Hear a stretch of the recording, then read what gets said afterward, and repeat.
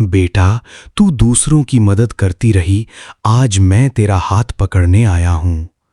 बेटा, कई सालों से तू दूसरों का दर्द कम कर रही है, लेकिन जो दर्द तू अपने दिल में छुपाकर बैठी है, उसके बारे में किसने पूछा?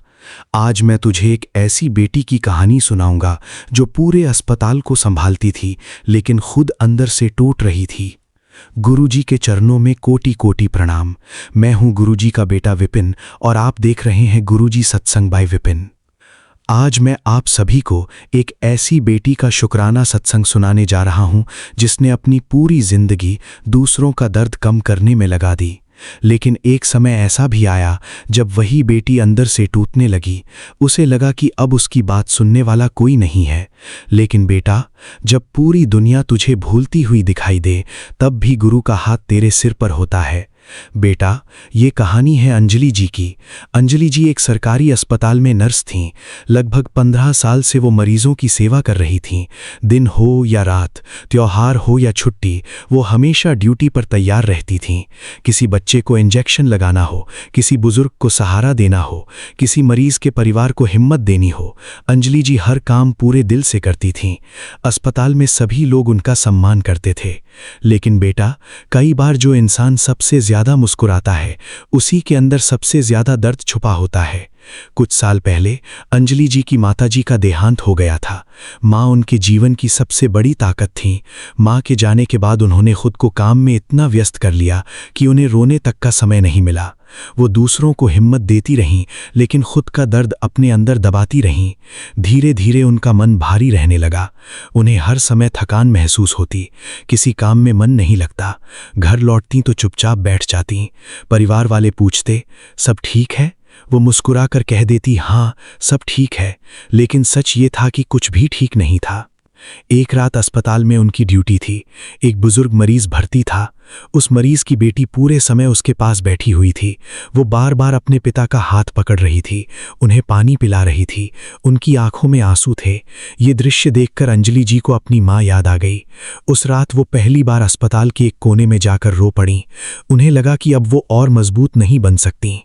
बेटा, कई बार इंसान की सबसे बड़ी थकान शरीर की नहीं, मन की होती है। कुछ दिनों बाद उनकी एक सहकर्मी ने उनसे कहा, एक बार मेरे साथ सत्संग चलो। अंजलि जी का मन नहीं था, लेकिन न जाने क्यों वो चली गईं। वहां बैठकर उन्होंने पहली बार कोई मांग नहीं रखी। उन्होंने सिर्फ शांति से बैठना चुना। सत्संग में एक बात कही गई, बेटा, जो पूरी दुनिया को संभालता है, उसे भी कभी कभी सहारे की जरूरत होती है। ये सुनते ही अंजलि जी की आंखों से आंसू बहने लगे। उन्हें लगा जैसे ये बात सीधे उनके लिए कही गई हो। फिर एक और बात सुनाई दी, सेवा बहुत सुंदर है बेटा, लेकिन सेवा करते करते खुद को मत खो देना। बस यहीं से उनके जीवन में बदलाव शुरू हुआ। उन्होंने पहली बार अपने मन को समय देना शुरू किया। सुबह 10 मिनट शांति से बैठना, शुक्राना करना, माँ की अच्छी यादों को याद करना, अपने मन की बात डायरी में लिखना और सबसे ज़रूरी, खुद को दोष देना बंद करना। धीरे धीरे उनका मन हल्का होने लगा। अस्पताल वही था, काम वही था, जिम्मेदारियां भी वही थीं, लेकिन अब उनका नज़रिया बदल गया था। अब वो हर दिन को बोझ नहीं समझती थीं, बल्कि सेवा का अवसर समझती थीं। एक दिन अस्पताल में एक छोटी बच्ची भर्ती हुई। वो बहुत डरी हुई थी। अंजलि जी उसके पास बैठीं, उसे कहानी सुनाई और मुस्कुराते हुए बोली, डरना मत बेटा, सब ठीक होगा। उस बच्ची ने उनका हाथ पकड़ लिया और कहा, आप मेरी मम्मी जैसी हो। उस दिन अंजलि जी बहुत देर तक मुस्कुराती रहीं। उन्हें महसूस हुआ कि जीवन अभी भी सुंदर है और माँ की दी हुई सीख आज भी उनके अंदर जीवित है। गुरुजी का संदेश, गुरुजी ब्लेसिंग्स। बेटा, अगर तू दूसरों की चिंता करते करते खुद को भूल गई है, तो आज मेरी एक बात याद रख। तू केवल जिम्मेदारियों का नाम नहीं है, तू केवल काम करने की मशीन नहीं है, तू भी प्यार, सम्मान और आराम की हकदार है। दूसरों की मदद करना बहुत अच्छी बात है, लेकिन अपने मन का ख्याल रखना भी उतना ही ज़रूरी है। अगर दीपक खुद बुझ जाएगा तो दूसरों को रोशनी कैसे देगा?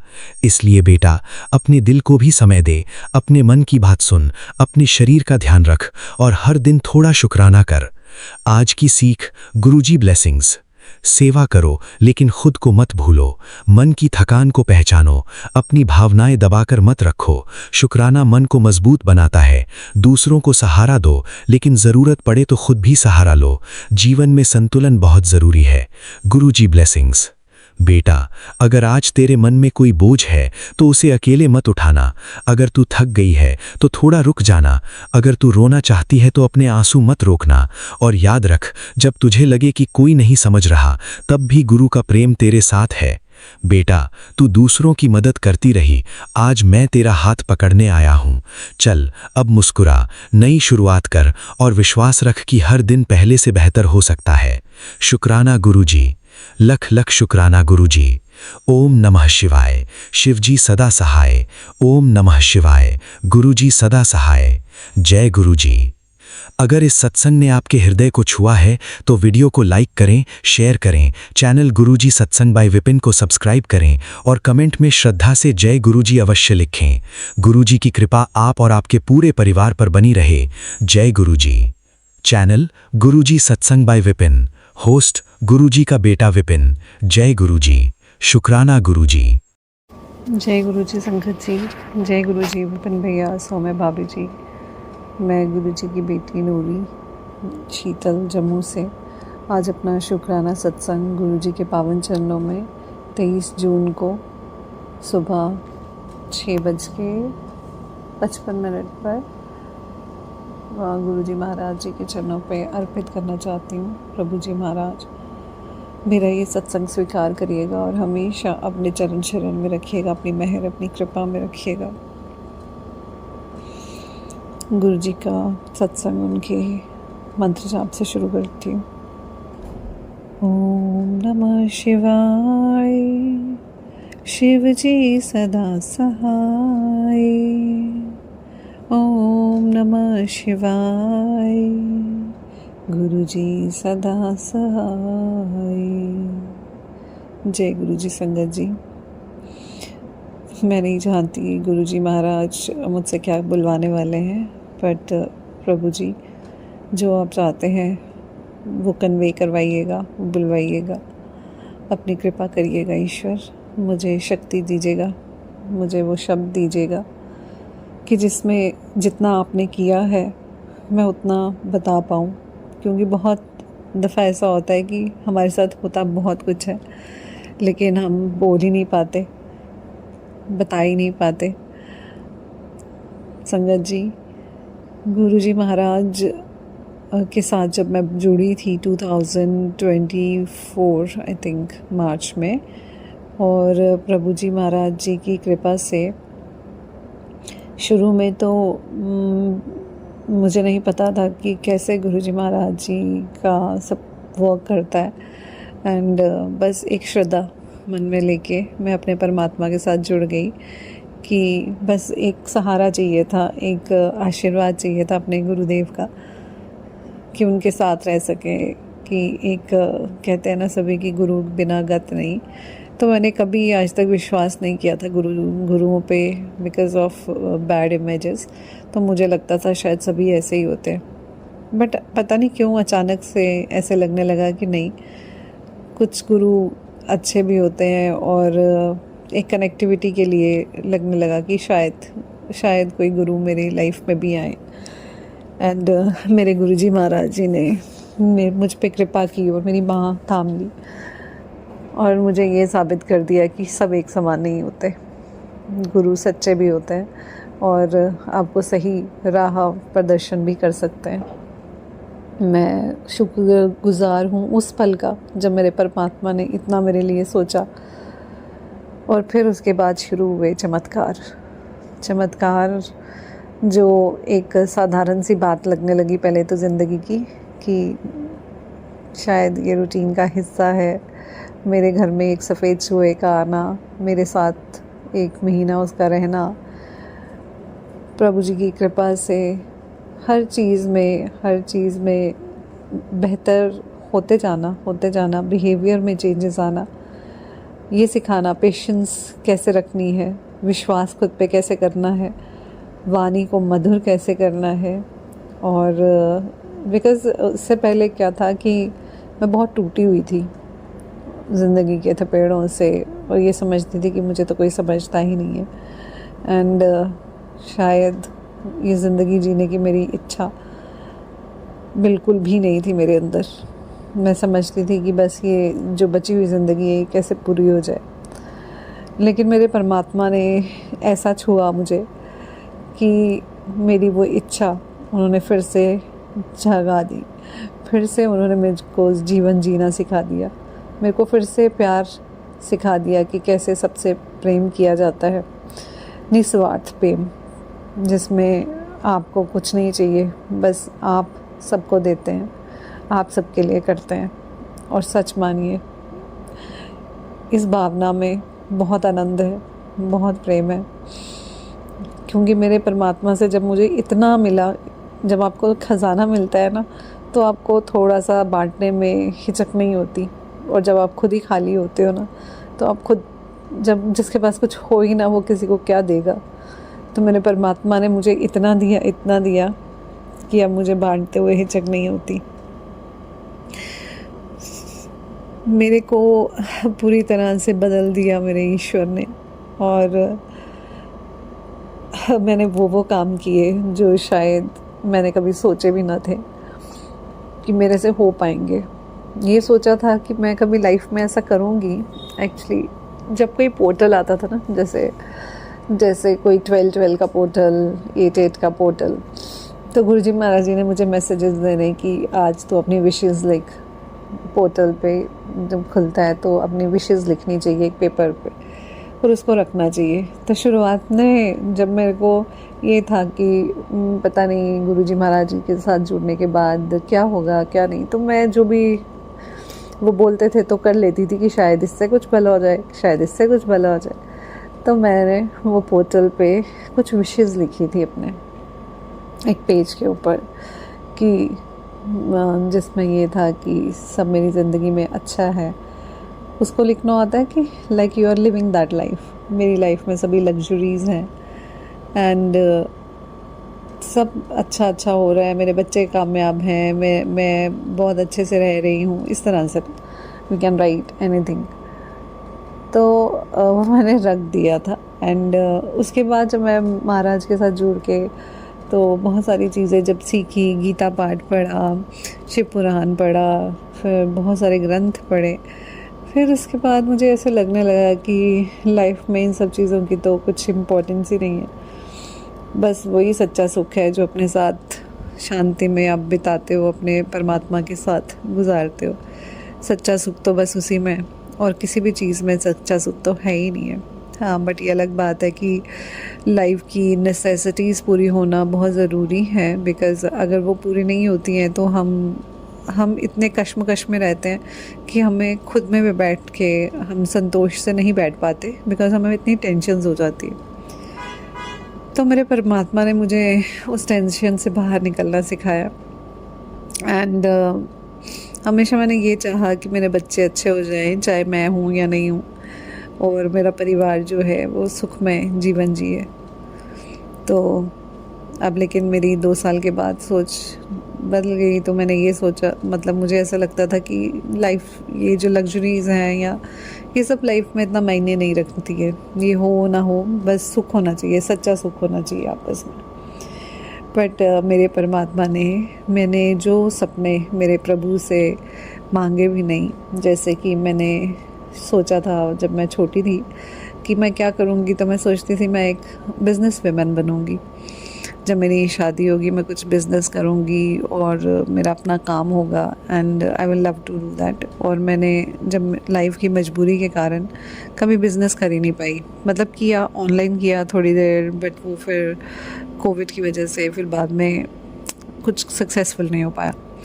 और वैसे मैं प्रोफेशन से टीचर हूँ और मैं आर्मी स्कूल में पढ़ाती हूँ, और काफ़ी देर से पढ़ा रही हूँ, like it's been 17 years. But ये मेरा पैशन नहीं था, teaching was not my passion.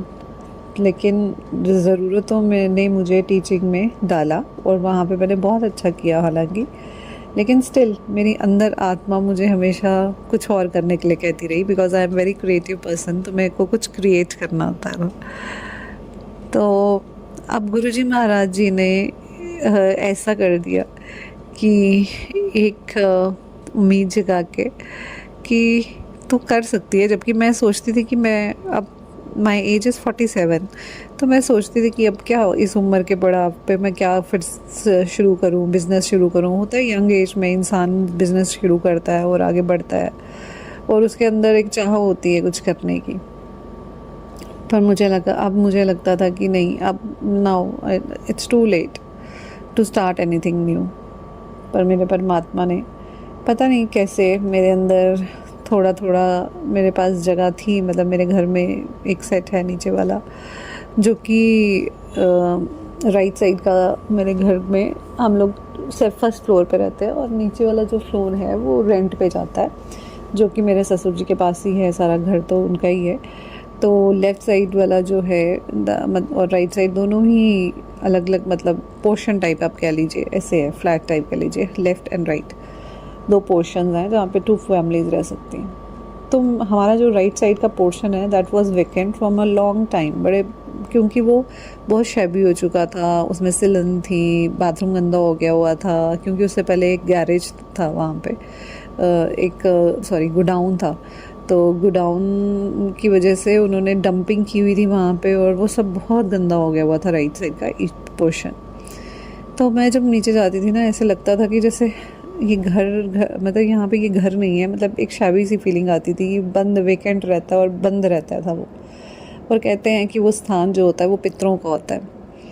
तो गुरुजी महाराज जी ने मुझे ये चीज़ समझाई, बताई कि तुम्हारे पितरों की जो नहीं हुई है पूरी तरह से, सेटिस्फेक्शन नहीं है, गति नहीं है शायद, तो उसको उन्होंने पहले तो कुल देवी देवताओं के माथे टिकवाए, फिर उनके बाद उन्होंने धीरे धीरे करते हुए उन्होंने मतलब ये चीज़ें सिखाई कि उनके नाम की जोत मंदिर में जलाओ। और फिर मैंने उनके नाम की जोत जलाना शुरू की, उनको रोज़ याद करना शुरू किया और वो भी दिल से कनेक्ट करते रहे मुझसे और अपना आशीर्वाद देते रहे। गुरुजी महाराज जी ने बहुत प्रेम भाव उनके साथ भी जगाया और पितरों की कृपा दिलवाई, पूर्वजों की कृपा दिलवाई। उन्होंने ये सिखाया कि कैसे रोज़ सुबह नहा के तुम्हें तर्पण देना है पितरों को और जोत जलानी है, याद करना है सुबह शाम, उनका धन्यवाद, उनका शुक्राना करना है और उनको लाइफ में याद करते रहना है। तो मैं जब से गुरुजी से जुड़ी हूँ और उन्होंने मुझे ये चीज़ें सिखाई हैं, तो कॉन्टिन्यूसली मैंने ये चीज़ें की। और जो पोर्शन है नीचे वाला, वो कहते हैं ना कि अगर किसी को पितृ दोष हो तो आपका जो घर का पोर्शन होता है, जो कि आप कह लीजिए साउथ में, ठीक है, तो साउथ का जो दक्षिण जिसको कहते हैं दक्षिण मुखी, तो वहाँ पे हमेशा ना डैम्पनेस रहती थी हमारे एरिया में। नीचे का पोर्शन ख़राब था, ऊपर वाला जो रूम है वहाँ पे भी सिलन आती है अंदर एंड दरार है एक बड़ी सी। तो ये सब चीज़ें वास्तुशास्त्र के हिसाब से अगर देखी जाए ना, तो ये सब चीज़ें एक नेगेटिव पेरेंटल एंसेस्ट्रल साइड की ये चीज़ें दिखाती हैं कि वो सेटिस्फाइड नहीं है। तो जो भी किया जाता है, जैसे गुरुजी महाराज ने मुझे बताया कि छोटे छोटे हवन करो घर पे, भगवान का नाम लो, माता रानी को याद करो और 37 सरों छिड़को, घर में धुआं करो, धुनी जगाओ। तो मैं वो सब चीज़ें करती रही। आज इट्स ऑलमोस्ट 2 इयर्स मैं ऐसा करती हूँ कि मतलब मैं उनकी जोत भी जलाती हूँ और याद भी करती हूँ और तर्पण भी देती हूँ। तो संगत जी यकीन मानिए कि उसके बाद गुरुजी महाराज जी ने, जैसे ही इस साल की शुरुआत हुई तो मैसेज आया था कि मैं तुझे 7 धार्मिक जगहों के दर्शन करवाऊंगा। और वाकई उन्होंने मुझे 7 जगहों के दर्शन करवाए, जिसमें उनका अपना मंदिर भी था, यहाँ की कुलदेवी का मंदिर था, हमारी कुलदेवी का मंदिर था। फिर उसके बाद मैं दिल्ली गई, फिर दिल्ली में मैं हनुमान जी मंदिर और शिव जी आप शंभू के मंदिर गई। फिर उसके बाद मैं गुरुजी के बड़े मंदिर गई, गंगा घाट गई और इस तरह से करते करते 7 वैष्णो माता गई। तो उन्होंने 7 जगहों के मुझे प्रॉपर दर्शन करवाए। और जब मैं गंगा घाट लास्ट अपना 7th दर्शन कर रही थी, तो वहाँ से जब मैं वापस आई और ट्रेन में वापसी आते समय मुझे एक अपनी कोच में एक बंदे मिले जो कि जम्मू के ही थे और वो कॉन्ट्रैक्टर थे, मतलब जो ठेके लेते जैसे। एंड जैसे मैं आर्मी स्कूल में हूँ तो वो भी आर्मी स्कूल में ही ठेके लिया करते थे। तो बात बात में मैंने भी उनको बोल दिया कि हाँ मेरा भी कुछ काम है करवाने वाला, तो in case you will get time तो आप देखिएगा। तो जब मैं आ गई तो मैं तो भूल गई, तो मैंने उनसे नंबर लिया था बिकॉज़ वो दर्शन करवाते हैं ऊपर वैष्णो माता में, तो वहाँ पे पर्ची लगती है, तो वी डू दैट। तो मैंने उनसे नंबर ले लिया था उनका, वी एक्सचेंज द नंबर्स। तो उन्होंने मुझे कॉल करा कि आप कह रहे थे काम है करवाने वाला, तो I am free at this time, अगर आप कराना चाहते हो तो बोलो। तो मैंने सोचा कि चलो ये थोड़ा सा सेट ठीक करवा देती हूँ, यहाँ सफाई करा के पेंट वेंट करवा देती हूँ। तो संगत जी मैंने ये सोचा था कि शायद 20,000 रुपये में ये ठीक हो जाएगा एंड ऑल। तो गुरुजी महाराज जी ने मेरे मन में ये बात डाली कि जब तू ठीक करवा रही है, इसको कर रही है and you are spending your money, तो डू वन थिंग कि काम कर ले, यहाँ पे अपना कुछ शुरू कर ले। एंड संगत जी यकीन मानिए कि मैं वहाँ पे उसको ठीक करवाने लगी उस सेट को। एंड वो इतना पुराना था, इतना शैबी था, वॉशरूम ख़राब था। पहले मैंने वॉशरूम ठीक करवाया, करते 1 लाख के करीब वहाँ पे लग गया। एंड देन करते करते करते मतलब पूरा उसको ठीक करवाया उस सेट को। और फिर थोड़ा सा मेरे ड्राइंग रूम में वाइट वॉश करने वाले थे, सोफ़ाज़ के कवर चेंज करने वाले थे। एंड इस तरह से काम करते करते करते आई स्पेंट 10 लाख रुपीज़। और मुझे नहीं पता कि वो पैसे जैसे ही, मतलब मेरे अकाउंट में कोई ज़्यादा पैसे नहीं थे बिकॉज़ अभी मैंने पीछे गाड़ी खरीदी थी गुरुजी की कृपा से, वो भी उन्होंने ग्रैंड विटारा गाड़ी खरीदवाई मुझसे। एंड मैंने वहाँ पे स्पेंड किए थे और मेरे पास पैसे इतने ज़्यादा थे नहीं अकाउंट में, थे मतलब ऐसे जैसे किसी सिप में फंस गए हैं या सिप में पड़े हैं, या किसी कोई एफडी थी कोई, उसके बाद मैंने एक इंश्योरेंस करवाई थी जिसके पैसे फंस ही गए थे एक तरह से। वो मतलब कुछ वेयर अबाउट्स ही नहीं देते थे बैंक वाले उसके बारे में। एंड करते करते सारे पैसे रिलीज़ होने लगे जैसे ही, एक साथ नहीं हुए, मतलब जैसे ज़रूरत पड़ती थी तो पैसे आ जाते थे।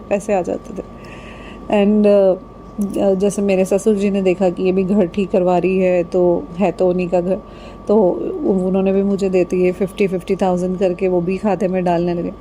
तो उन्होंने मुझे 3.5 लाख रुपया दिया। और रेस्ट जो है वो गुरुजी के पास से कहाँ से आए मुझे नहीं पता, मतलब मेरे ही अकाउंट से आए। मेरे मम्मी कह रही थी ये मत बोलो कि तुम्हें नहीं पता।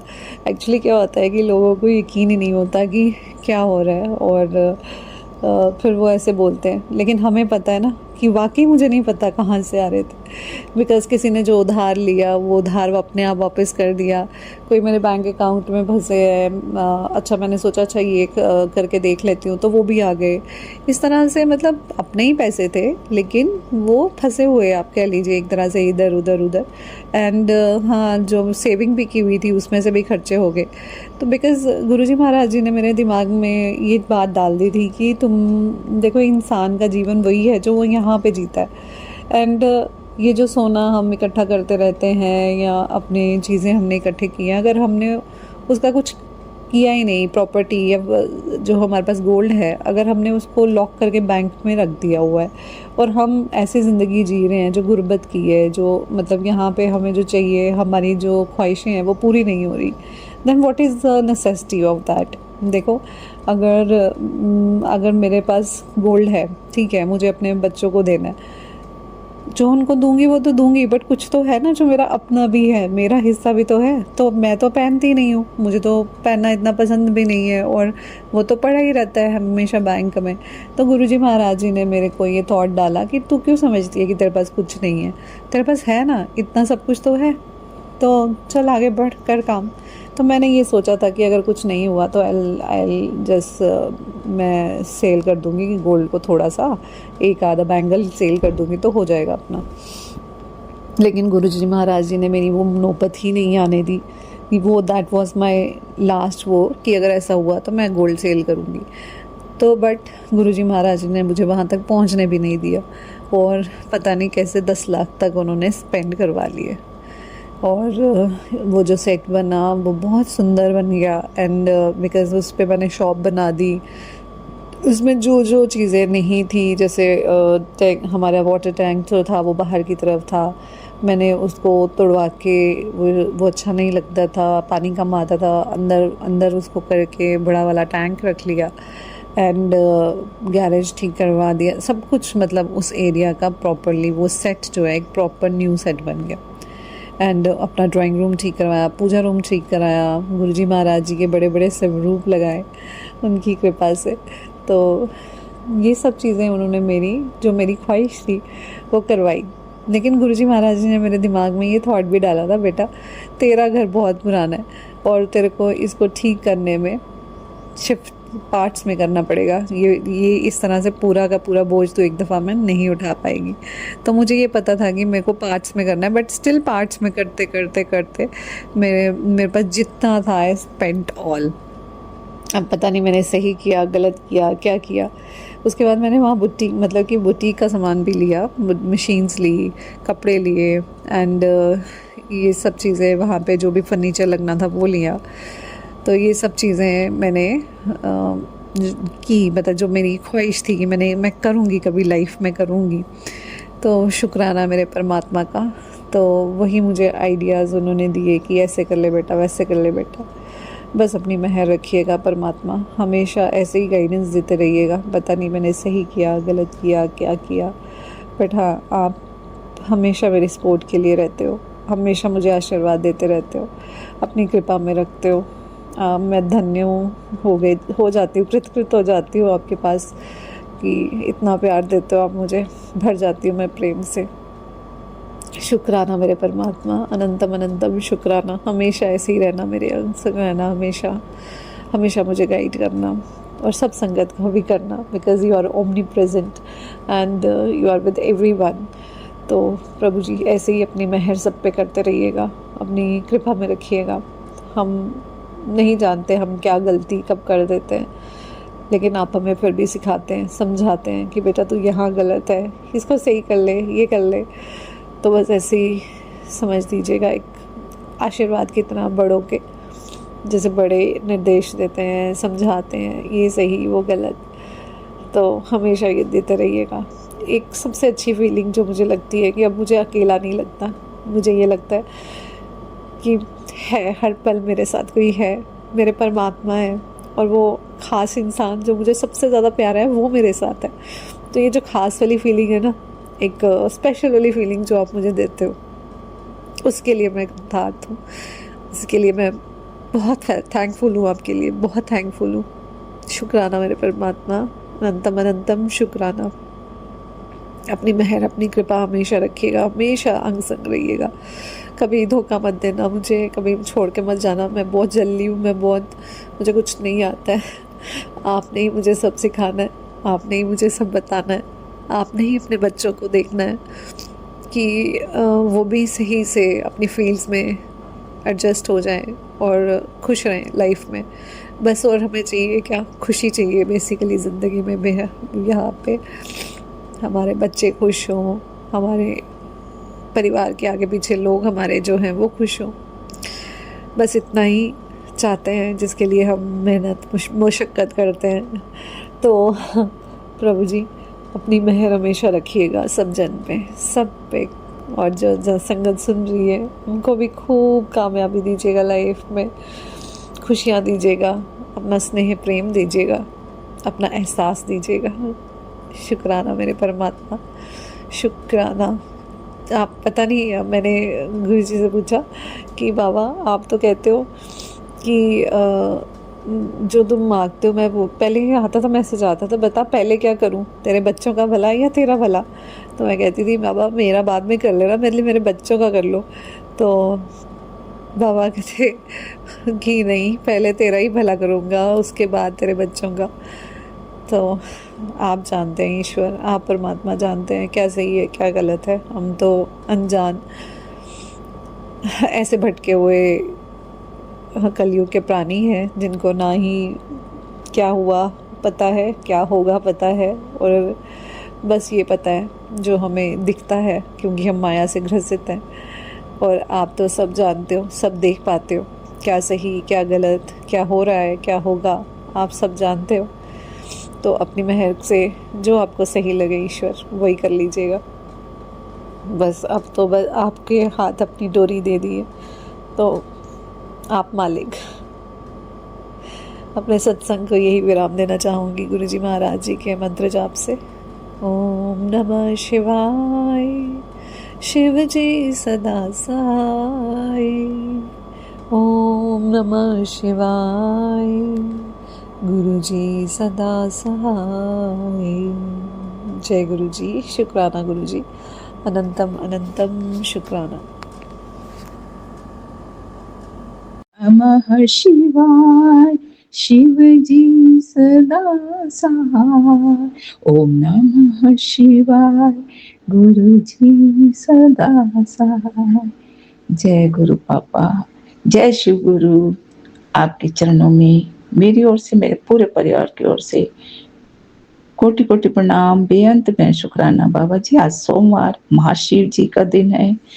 आज आपके चरण कमलों में मैं सोमवार का शुक्राना सत्संग पूरे परिवार की ओर से अर्पित करना चाहती हूँ। बाबा जी, मैं आपकी बेटी गीता विपिन अंकल स्वामी आंटी जी के चैनल के माध्यम से शुक्राना सत्संग अर्पित करें। बाबा जी, हम सभी बच्चों पर, सारे संगत परिवार पर आपकी अमृत वर्षा रूपी कृपा बरसती रहे। बाबा जी, हम सब आपकी अनमोल कृपा को हर पल महसूस करते हैं, अनुभव करते हैं। बाबा जी, आपके चरणों में कोटि कोटि प्रणाम, बेअंत शुक्राना।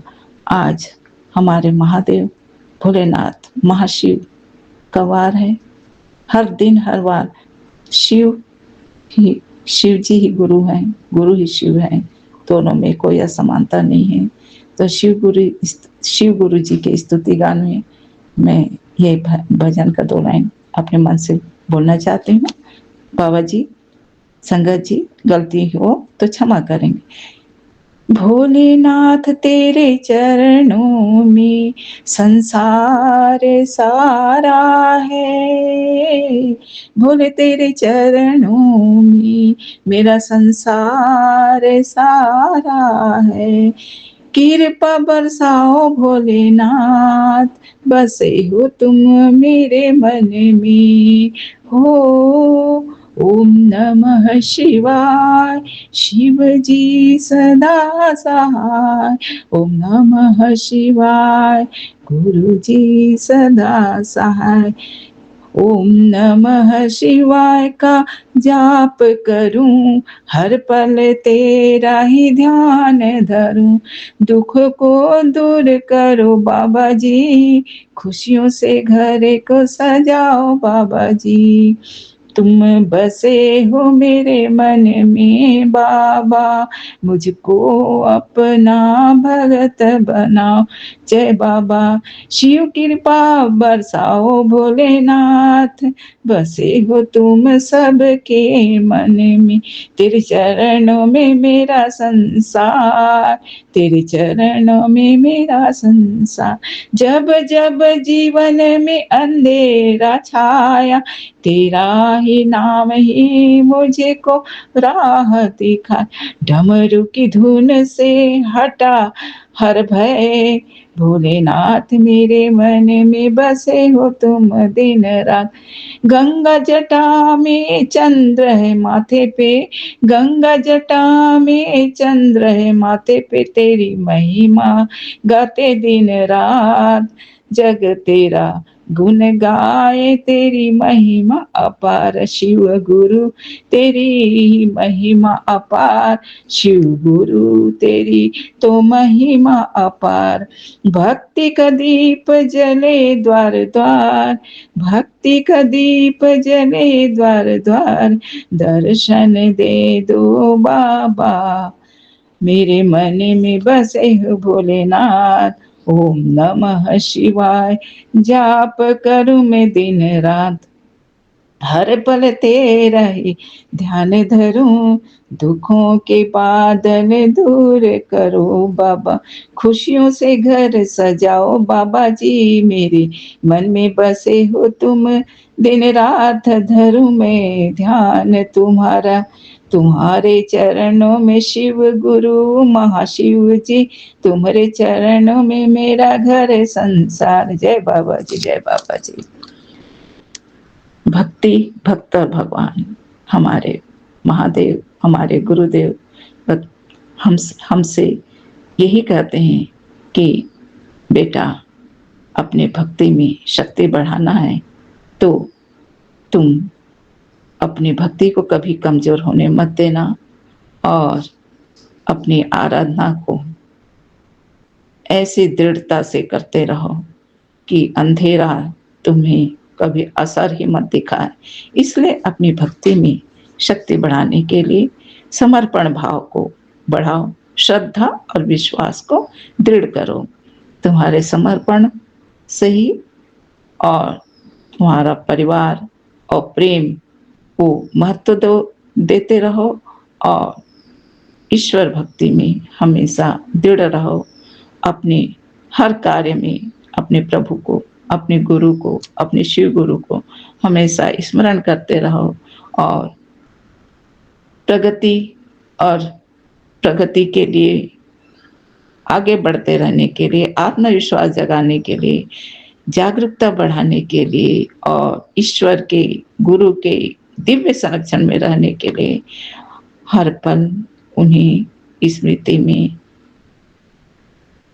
माने अपनी स्मृति में अपने इष्ट की, अपने गुरु की स्मृति करते रहो। जय बाबा जी।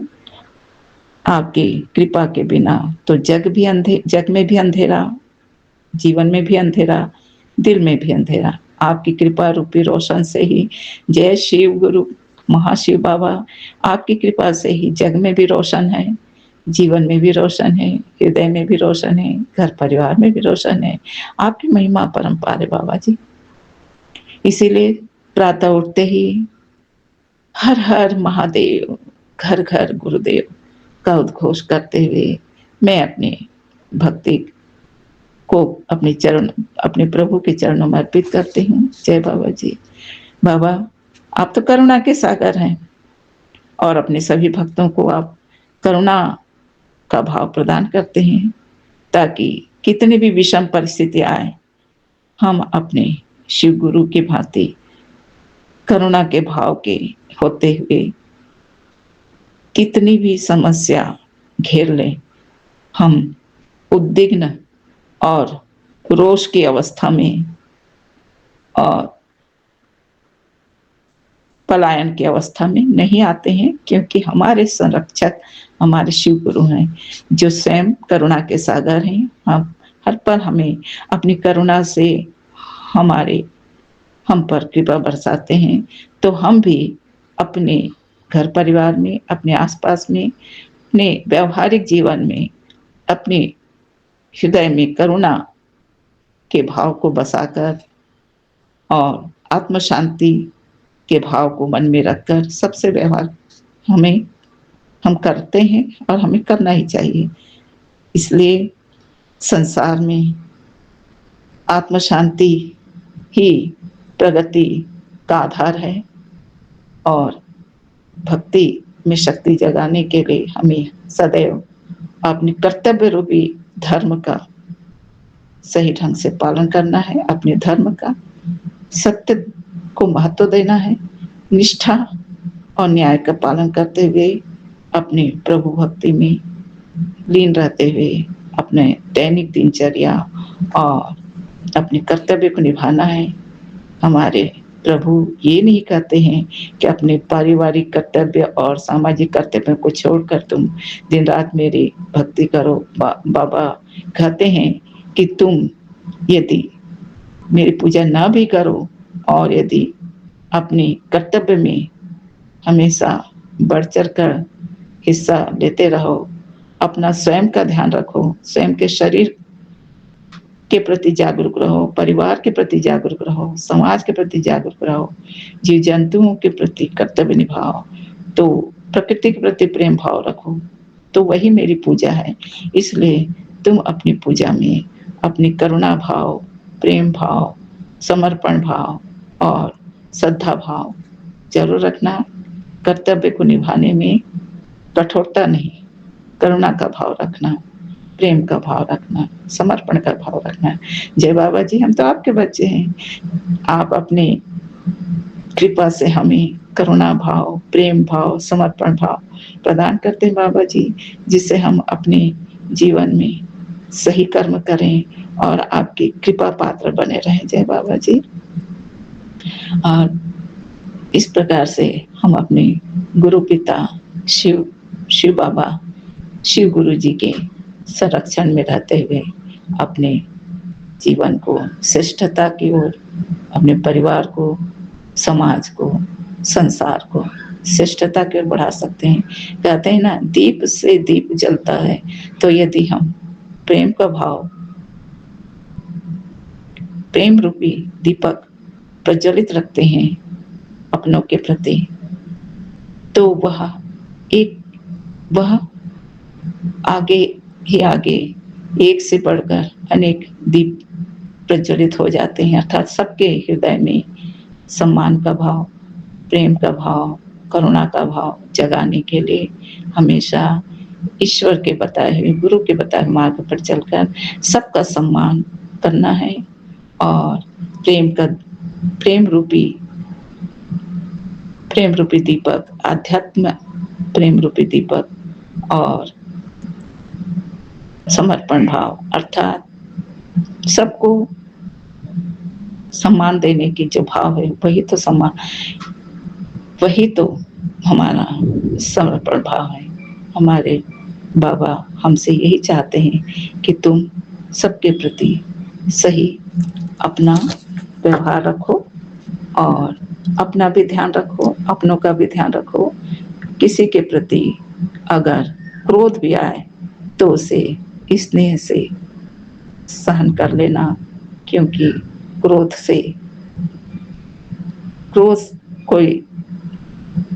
क्रोध ही है जो, क्रोध और अहंकार ही है जो रिश्तों को भस्म कर देता है।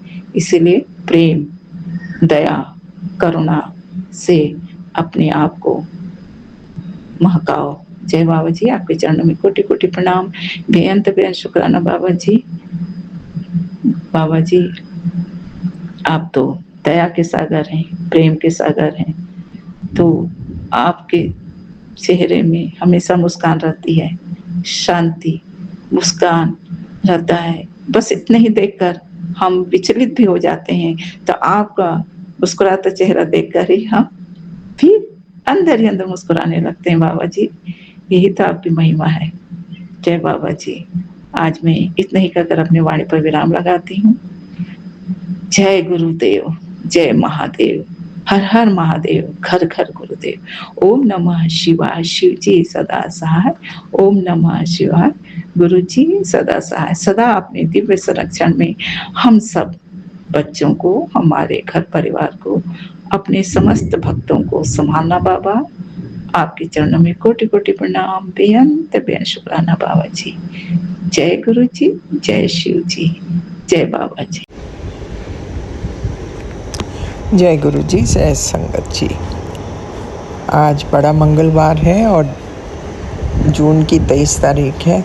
मैं विपिन जी और सौम्या जी के चैनल पर अपना सुबह का शुक्राना सत्संग साझा कर रही हूँ। ओम नमः शिवाय, शिव जी सदा सहाय। ओम नमः शिवाय, गुरु जी सदा सहाय।